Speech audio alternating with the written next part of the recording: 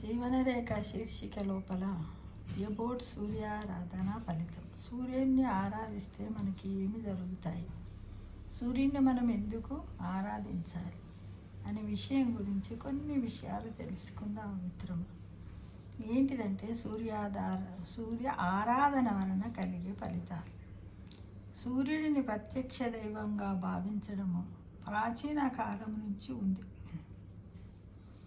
ఆయనకి నమస్కరించకుండా చేసే పూజలు ఆశించిన ఫలితాలు ఇవ్వవని పెద్దల మాట. మన అమ్మమ్మ నానమ్మలు అందరూ చెప్తారు, ఫస్ట్ సూర్యునికి దండం పెట్టుకున్న తర్వాతనే ఇంట్లో పనులను ప్రారంభించాలి. నిజానికి కూడా అందుకే అప్పుడు ఏం చేసేవాళ్ళు, వాళ్ళు ఉదయాన్నే సూర్యోదయానికి ముందే లేచి ఆవులకు మేత వేయడము, పశువు పక్షాదులకు నీళ్లు పెట్టడము, ఇవన్నీ చేసి సూర్యుడికి దండం పెట్టుకొని అప్పుడు వాళ్ళు కనీసం స్నానం చేయకుండా మొహం కడుక్కొని మంచినీళ్ళు తాగేవారు, టీ పాలు. సూర్య భగవానుడిని పూజించడం వల్ల అనారోగ్య సమస్యలు తొలగిపోతాయి. అందుకే సూర్య నమస్కారాలు చెయ్యాలని చెప్తారు. అది ఇప్పుడు ఈ రోజుల్లో మనకు వ్యాయామం కిందికి, ఎక్సర్సైజ్ కిందికి వస్తుంది మిత్రం. ముఖ్యంగా చర్మ సంబంధిత వ్యాధులు నయమవుతాయి. సకల జీవరాశులకు పోషకుడైన ఆదిత్యుడిని పూజించాలని మహర్షులు పురాణాలలో, ఇతిహాసాల్లో చెప్పిన మాట. ఆయన రథానికి ఉండే ఒకే ఒక చక్రమే కాలచక్రం. దానికి ఉన్న 12 ఆకులే మాసాలని అంటారు. ఇలా సూర్యుడు ఒక్కొక్క రాశిలో ప్రవేశించినప్పుడు ఒక్కొక్క పేరుతో పిలుస్తారు. అందుకే మనకి రాశులన్నీ కూడా 12 ఉన్నాయి కదా.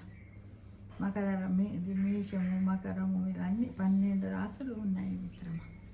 అందుకే సూర్యుడు సైంటిఫిక్గా కూడా మనకి ఏంటిది, సూర్యుడి నుండి మనకు విటమిన్ డి లభిస్తుంది. దానివల్ల ఏమవుతుంది మనకి, దానివల్ల మన శరీరంలో ఉన్నటువంటి ఎముకలన్నీ కూడా గట్టిగా దృఢంగా తయారవుతూ ఉన్నాయి. ఇంకా అలానే కాకుండా సూర్యుడు యొక్క సూర్యరశ్మి వల్ల మన ప్రకృతిలో ఉన్నటువంటి వృక్షాలన్నీ కూడా ఏంటి, సూర్యుని నుండి ఉష్ణాన్ని గ్రహించి ఆహార పదార్థాలను కూడా తయారు చేసుకుంటూ ఉన్నాయి.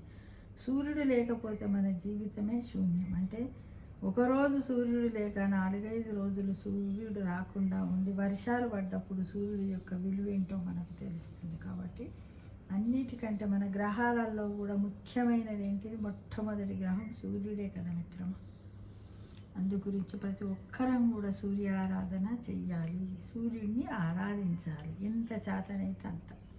కనీసం ఒక తులసి చెట్టుకు నీళ్ళు పోసి రాగి చెంబులో నీళ్ళు పట్టుకొని ఒక శ్లోకం ఉంటుంది కదా, సూర్యునికి ఆరాధించే శ్లోకం, నవగ్రహ శ్లోకాలు లేని జపాకుస్మ సంకాశం కాశ్యపేయం మహాద్యుతిం తమోరిం ప్రణతోస్మి దివాకరం నమో సాయి చిద్భాస్కర, నమో సాయి చిద్భాస్కర.